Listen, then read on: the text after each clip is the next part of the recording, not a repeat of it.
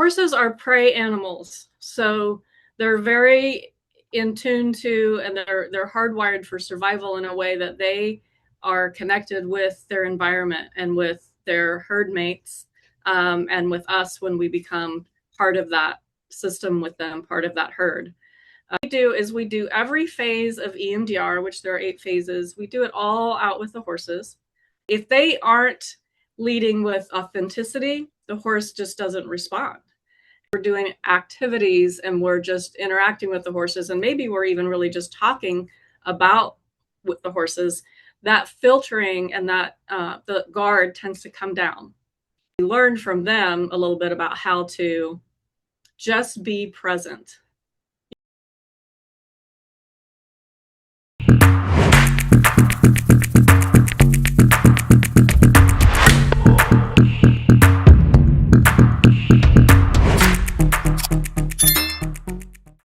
Good morning, good afternoon, and good evening to our audience from around the globe. This is your host, Sid, and it is wonderful to have you back with us for another episode of Sit Down with Sid podcast, where we bring people together one conversation at a time. A quick reminder before we begin. Today's conversation explores the long-term impact of trauma, the mechanics of resilience, and the systemic changes that follows major tragedies. Joining us today is Terri Keener, an EMDRIA certified therapist. As the former behavioral health coordinator for the Vegas Strong Resiliency Center following the Route 91 Harvest Festival shooting tragedy, Terri has dedicated her life to helping survivors and first responders heal. Shifting her practice from traditional offices to the arena, she pioneered new pathways for neurological recovery through the equine-assisted EMDR. Terri, as we continue our Survivor series, your insight is more vital than ever. And thank you for taking the time to be on the show. Thank you so much. I'm glad to be here. Perfect. Okay. So, Terri, in your recent reflections on the importance of vulnerability, you highlighted the value of giving survivors space to be authentic. From a clinical standpoint, why is being able to tell the unfiltered version of a story without the victim or the hero so critical to a survivor's actual neurological healing? Well, I think it's very important for people to be able to be open and authentic. There's a tendency to kind of perform or repeat or convey trauma in a way that we think others are going to be able to comprehend it, that it's not going to cause more harm, and that they're not going to get a response from the other person that is harmful to them or upsetting to them. So just creating a very open, authentic, safe space is crucial for them to be able to really tell the story, not only to others, but be clear about it for themselves and to start healing. Okay. And then you were the one who actually suggested Dean McAuley, who we had the pleasure of honor of having on the show. Beyond your professional relationship with Dean, what was it about his specific journey through the stable arena that you felt would offer the most hope to other first responders who might be struggling in silence? Well, I think it's very difficult for anyone and for first responders in particular to ask for help. First responders are accustomed to being in charge, being in control, and supporting and assisting others. And it can be difficult for them to recognize that they need to address their own trauma. If they don't typically define it as trauma, so I'm not sure about the word, but their own situations, encounters, and those kinds of things. I met Dean when I worked at the Resiliency Center. My role there was to help people find programs, services, things that would meet their mental health needs. And so I met Dean and kept in contact with him over time and kind of saw a little bit of his struggle, which he was very open about and he was very willing to discuss. but he was really struggling to find something that worked for him in spite of his best efforts. And when he came to the stable arena, his progress and his healing was just so profound that it's amazing that he's willing to share that and let other people know that they don't have to suffer in silence, that he's willing to share that in a way that others become more comfortable with finding their own path. Hmm. And as you mentioned, you spent years working with the Vegas Strong Resiliency Center. What was that specific moment for you which made you realize, you know what, these four walls of a therapy office are not enough for me and my growth, and I needed to move my work into an arena? That's a really interesting question. I don't know if there was a specific moment. I talked to so many people affected by that tragedy, and the overwhelming message that I heard was that in spite of how large this incident was and how many people it affected, so many people that I spoke to felt very alone. Their own individual story was so unique, no matter who I spoke to. And it was, even though it was part of a collective incident, their path to healing was unique and different. And so in my work in looking for services, I found the equine-assisted EMDR. And I want to make sure I give credit to Sarah Jenkins, who developed the equilateral protocol, which is an EMDRIA approved training, and was very intrigued by having grown up with horses and having met Laura Higgins, who is my equine specialist partner, who was also wanting to be helpful to survivors and those affected by the shooting. I was very intrigued. And so when I had the opportunity for Laura and I to go to the training and get trained, it just was such a great way to do healing for those who it wasn't working for in other situations, that we just kind of move forward with it. So before I go deep into the stable arena and the role of horses, I want to ask personally from you, um, when you wanted to go towards the equine therapy, you said you went through some training, right? What Yes. was it for you personally being a therapist? I mean, you've been doing this for a long time. How did you cope up with that, say, new experience, and how challenging was it for you? Well, it was challenging, but it was also again just such a unique, and the approach fit with my own philosophy of allowing space, allowing the client to direct their own process, being there to facilitate it and create the environment where it could happen in the way that they needed to happen. And just working with the horses makes that exponentially even stronger for people. Hmm. And we often hear this idea that horses are mirrors, but there is a real biology there. Yeah. Uh, for our audience, stable arena that we're talking about, it is where you use horses as a bridge to help people heal with their, say, traumatic experience and so forth. So, can you explain how a horse's nervous system picks up on a survivor's internal trauma, even when that person, say, for example, like a firefighter, as you said, is trained to hide it behind a brave face? Yeah. Well, horses are prey animals, so they're very in tune to, and they're hardwired for survival in a way that they are connected with their environment and with their herd mates, and with us when we become part of that system with them, part of that herd. We consider the horses to be a partner in the process, and they can be excellent mirrors. So if the client is, say, a first responder is trying to be in control of a situation and is not actually connecting with the horse first and becoming a partnership and developing trust, and managing that relationship with leadership and rather than just strictly authority, then it just doesn't work. And it's an immediate response that they feel, that they notice, they're in it. And we really don't even have to say anything other than to facilitate some conversation around it, but they experience it and they discover it for themselves.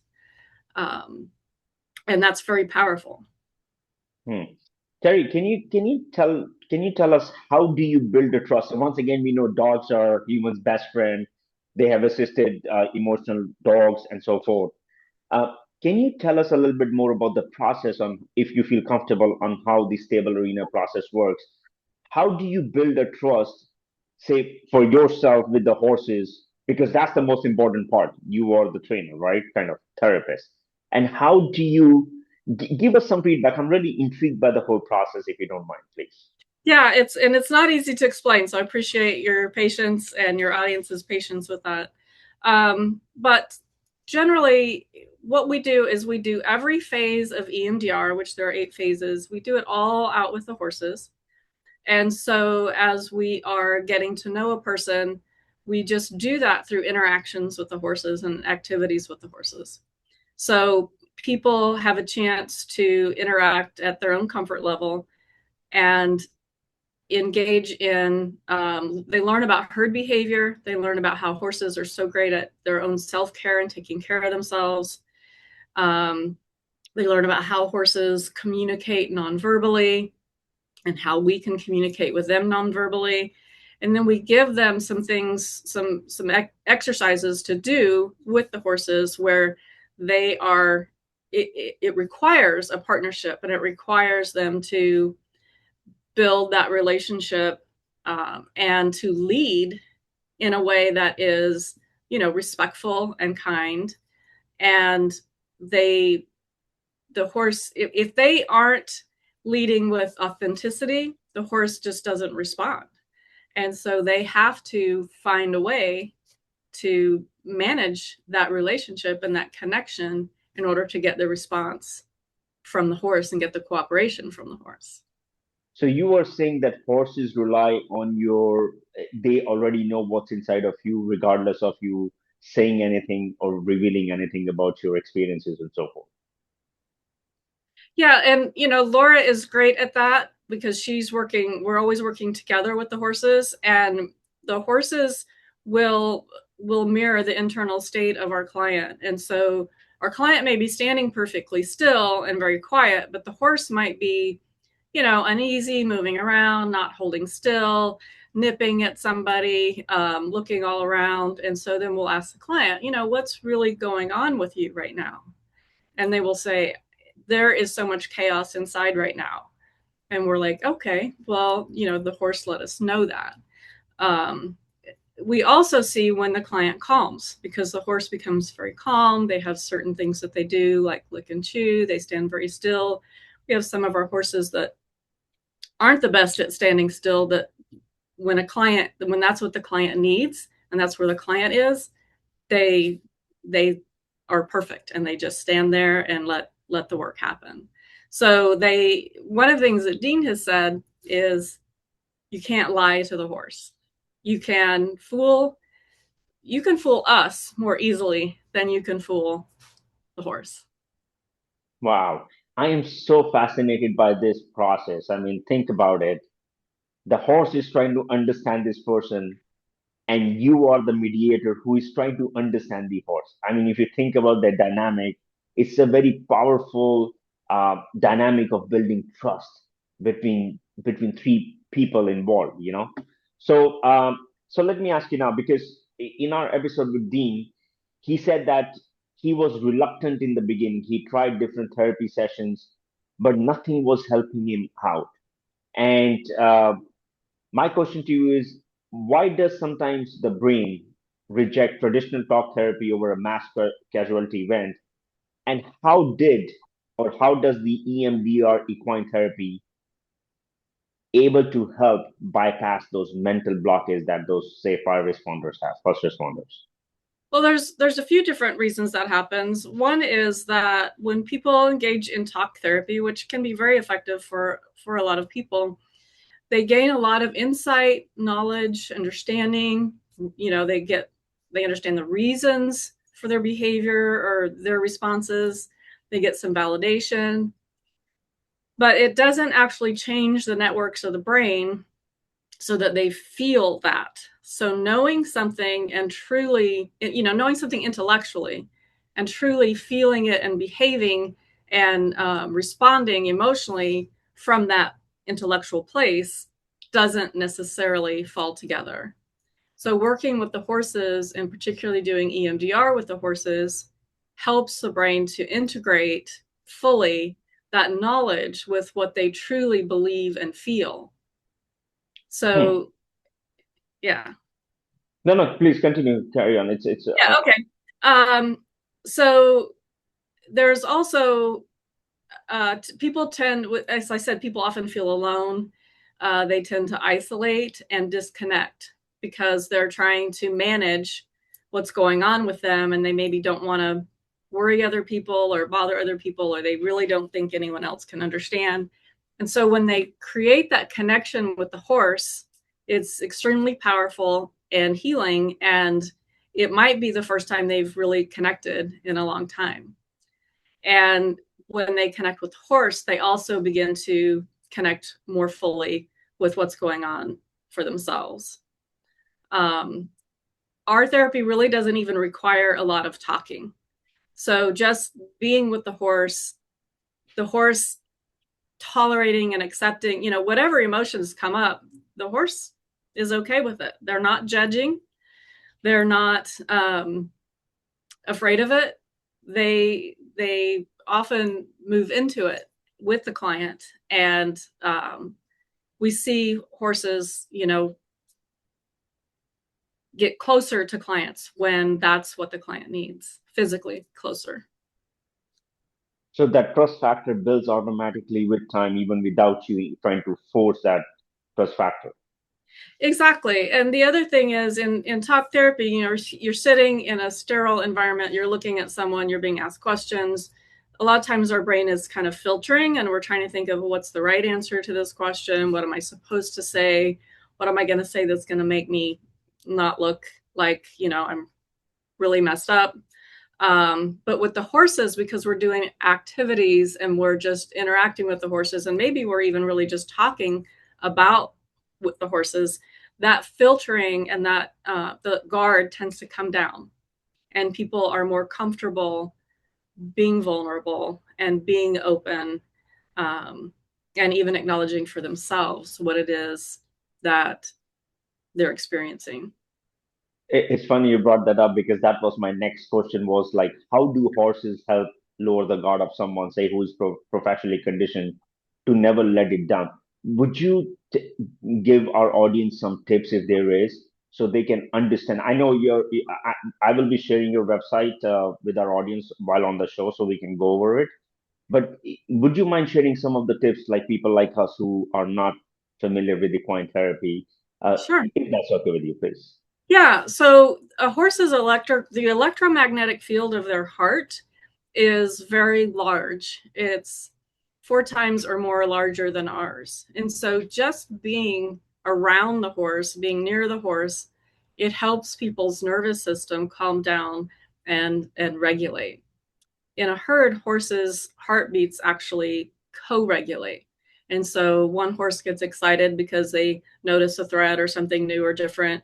The whole herd kind of, reacts to that and responds and figures out what they need to do. And then when it's over, they all go back to a calmer state. As people, we're not as good at that as the horses are. So we learned from them a little bit about how to just be present. If for one thing, if you're in the presence of 1,000-pound animal, you need to be present. They're going to be moving around a little bit. You're going to need to, you know, notice for your own safety and as well as for your connection with them, what they're doing, what's going on with them. Where are their ears? Are their ears back? Are they unhappy about something, or are they focused on you and being attentive? So being grounded and being present, having your nervous system calmer and regulated, that helps you to stay in a place where you can heal. Wow. So, to our audience, this is the project, the business where Terri is involved, the Stable Arena. This is their site, and the link of the website is in the description below. So feel free to, as I said, feel free to browse around. Um, is there something very important from here that people should understand, or like give us a little brief overview of your website? Like, we do see you have different kind of services, so I do see you have EMDR therapy, and then what is the team building and the athletic excellence, if you don't mind? Sure. So with equine assisted programs, there's therapy and there's equine assisted learning. So equine assisted learning is what we do with team building. We work with companies and organizations who bring their groups of people out, and we do group exercises. We stay in the present, but it helps teams learn leadership, communication, emotional intelligence, because they have to work with this horse or horses to accomplish something as a team. And it's fun. People learn more when they're having fun, and it's action oriented rather than just sitting and listening to something and then trying to incorporate it. And again, they get immediate feedback from the horse. Well, that didn't work. What do I need? How do I problem solve this with my team so that I can find something that does? So we do that. The athletic excellence, we are moving more into also working with athletes and leadership, because EMDR actually helps change the brain. So it helps address those things that are holding people back from achieving their full potential, by addressing the negative cognitions that they don't even necessarily realize are there, beliefs about themselves that might be holding them back, and replace those with beliefs that will help them move forward. Wow. And usually, how long are these sessions? I know each of them you have given a brief, complete breakdown, but usually, what are like the sessions? Like, is it 8 sessions, 4 sessions? Do you assign a certain time frame for this? It's unique to everyone, but our typical time frame for working with clients doing equine assisted EMDR is anywhere between 10 to 15 total hours or total sessions. We offer intensives, which allows people who don't live in Las Vegas to come to Las Vegas and spend 3 to 4 days with us and complete 10 to 15 hours of therapy. We can also do that work, an hour at a time. Our sessions are actually a little bit longer, 60 to 75 minutes, just because we want the flexibility, since it's action oriented, to end in a place where people are doing okay. Mm-hmm. The intensives are a great way to do work, even whether you're here or if you're not local and you're traveling here. It's a great way to do things because you get a lot of momentum, and you are our only client. We are focused completely on your healing, and so are you. And so there's not as much in between. There's more middle of a session.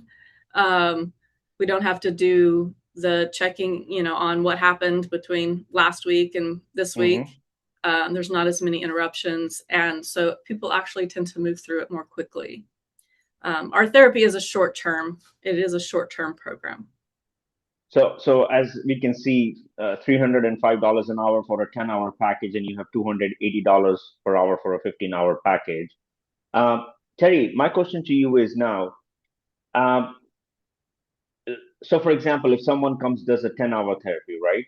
Mm-hmm. Now, do you guys, what is the follow program? Like in talk therapy, they're like, you know what, come back, see us in a month. How does that differ in the equine therapy? Well, we start with a consultation at no charge. That's always in any any program or any package. And so we're going to let people meet with us. If they're not here, we might do it over the phone or by Zoom, but we let them come out, meet us, get a feel for the property, spend some time with us and the horses, and we get an idea about what it is that they're looking for, what it is that is causing them distress that they want to heal or make different. And then we design their plan. We begin treatment planning immediately and discharge planning immediately, and we build it from there. And then a couple of things I want to ask on this is there some kind of early proofs, like now you're standing in a dirt, say, with a client and a horse. Are there some kind of signs that the horse displays where you can tell that a survivor is finally starting to turn the corner and healing is actually happening, say, for example, in those 10-hour courses? Absolutely. People tend to find relief fairly early because they gain a certain amount of confidence and comfort and calm just by being with the horses and doing the activities in a safe, comfortable, non-threatening environment. But we actually see the changes in people. Their breathing slows down, their shoulders drop, they just become more relaxed. We see the horse become more relaxed. And when people complete a session, they almost always, they report to us and we can physically see they just feel lighter and better. And they have hope. They have hope that this is going to help them, that they can feel better. It's not that we don't change anybody's situation. Mm-hmm. Just make it so that they have that whatever was in the past is left in the past. It's no longer continuing to jump up at them in the present. And so they can think more clearly and they can be more comfortable and confident in whatever decisions they're facing or whatever it is they need to do to move forward. And by leaving that trauma and that incident in the past, and replacing whatever belief they created about themselves that was negative with a positive one, they just have,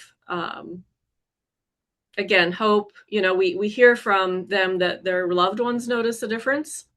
Dean commented, I think, that his son said he got his dad back, that his dad was very different after going to the therapy.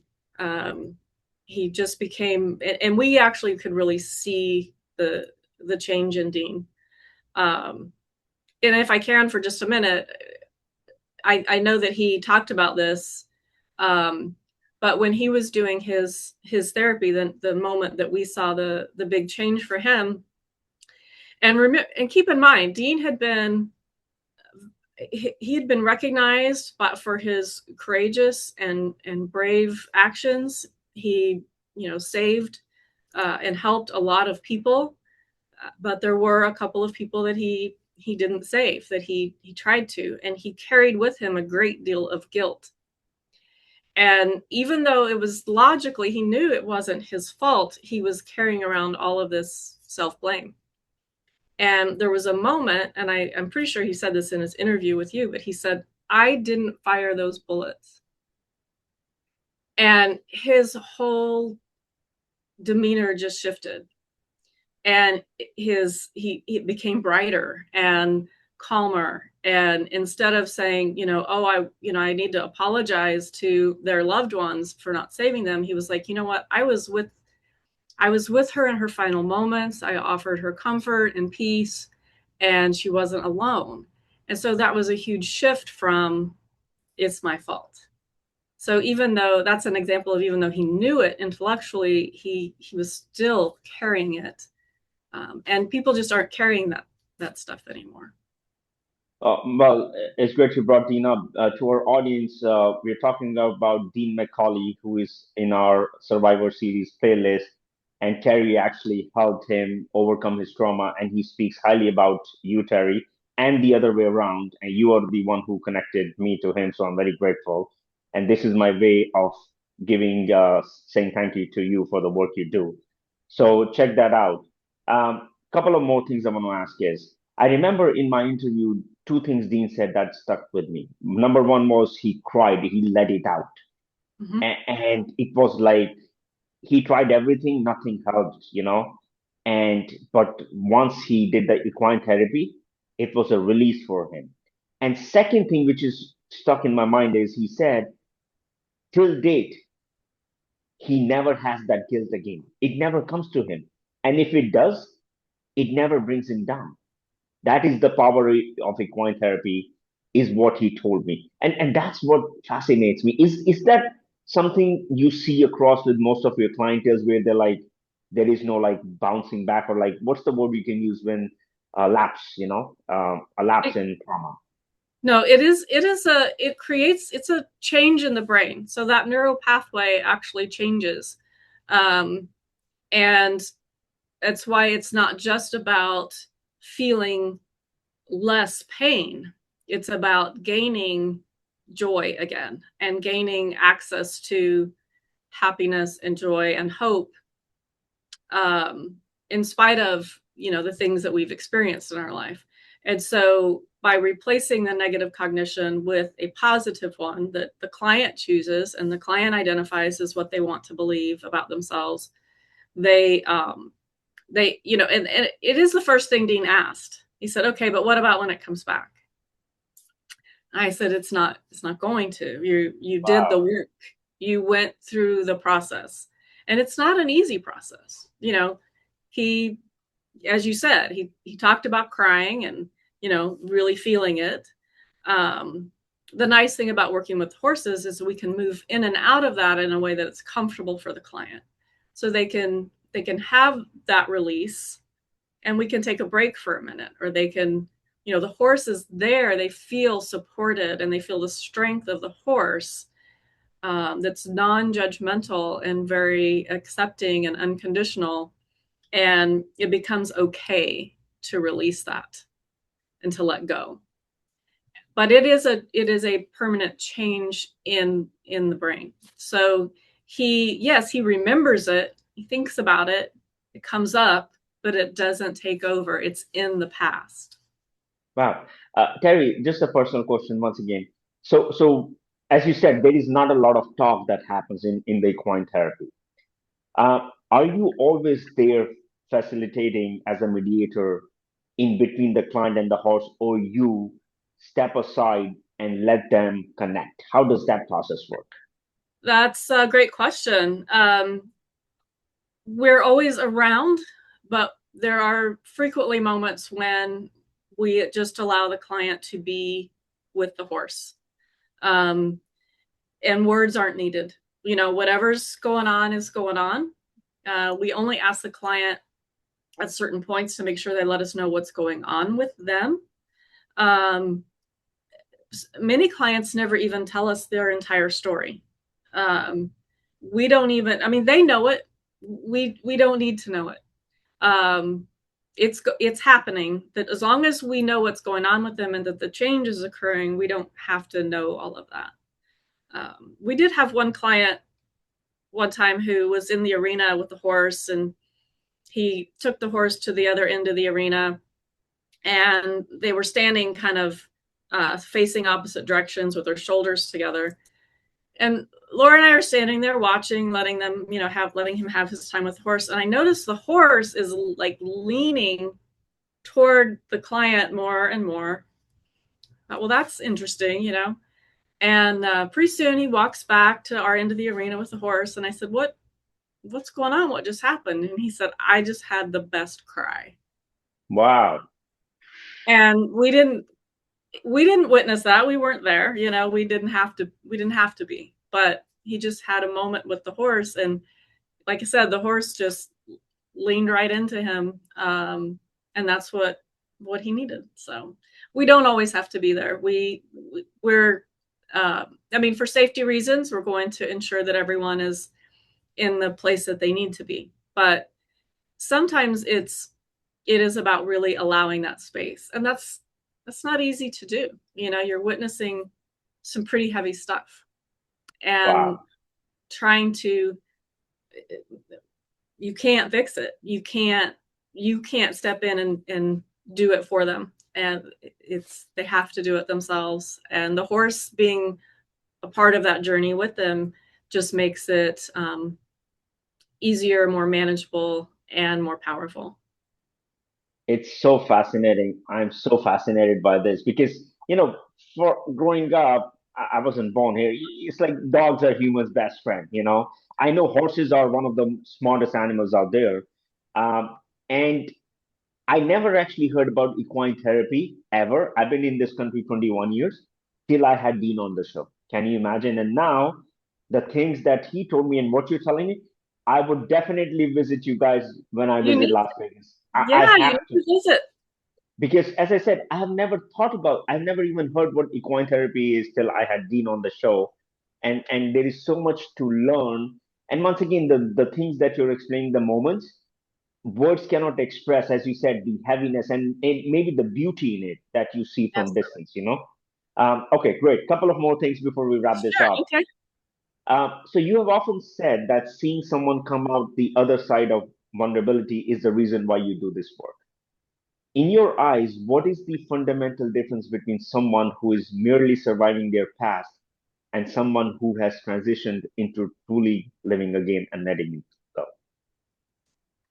Gosh. So, someone who's merely surviving is still very much focused on that past. It's still invading and intruding on their present, and they're just trying to manage how it makes them feel and how it affects them. But a person who is thriving and moving forward has let go of that, has put it in the past. Again, it's still there. It's not that we don't think about those moments in a very somber, serious, caring way. We haven't forgotten about it or dismissed it. We've just placed it in the right place in the filing cabinet in our brain. And so people who come through the other side and are, they're hopeful. They're thinking about their future. We see relationships are improved. They are connecting better with others. They're making plans for, you know, how they're going to give back or give to their community or to their family. They report feeling lighter, less burdened, more calm and peaceful, and more hopeful, no matter what situation they still might be facing or what might come their way in the future. Amazing. Final question for you, Terry, is as we build this digital archive of resilience to our Survivor series, what is the one thing you wish public understood about the long-term journey of a survivor that most people get wrong? I think that it's really important to realize that we can't possibly know someone else's situation, someone else's story.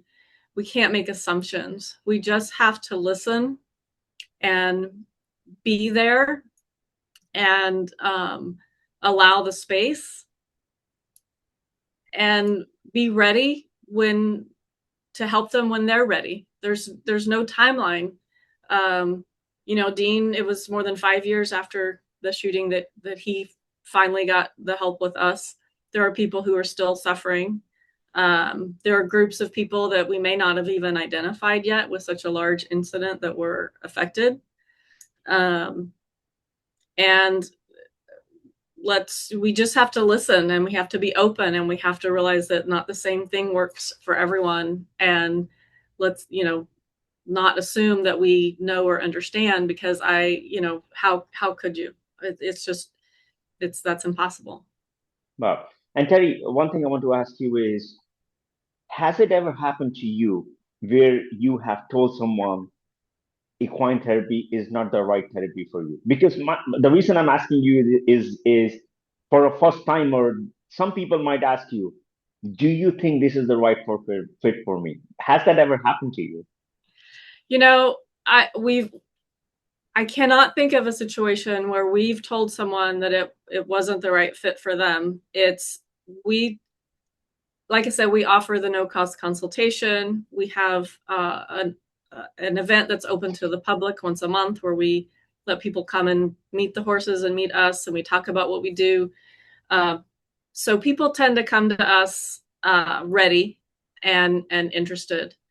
And they always get something out of it, even if it's not what they thought they were going to get out of it. And so, I mean, people don't tend to come and approach us and inquire if they have no interest in being outside or with horses. And these events that you guys do monthly, are these listed on the website so people in the United States, especially on the Yeah, West Coast? Oh, they are. Okay. they are, and they're hosted by the Resiliency Center, or they're sponsored by the Resiliency So Center. there is no ticket or admission for that. People just come and okay, great. We like to Okay. have people register, but that way we can keep them posted if anything changes. If we have a weather issue, we can give them information about finding us, um, and how to be prepared for the event. But there's no admission or anything. It's open to the public. Yeah. Wow. Well, Terri, this was once again, it is so nice to meet you here, and as I said, Dean speaks really highly about you, and I can see the dedication and the admiration you have for your profession and how much you care for others. And I also want to personally thank our audience for giving us the love and support because we do what we do just because of you. So if you like this video, please share it because by listening, you ensure that the lessons learned from those who have walked away through the fire continue to create a ripple effect of healing in the world today. Terri, thank you so much for your time, for your courage, and for sharing your unique perspective with us all today. This was such a nice conversation I had with you. Thank you very much. Thank you. You take care. Bye bye. All right. You too. Bye bye. Bye.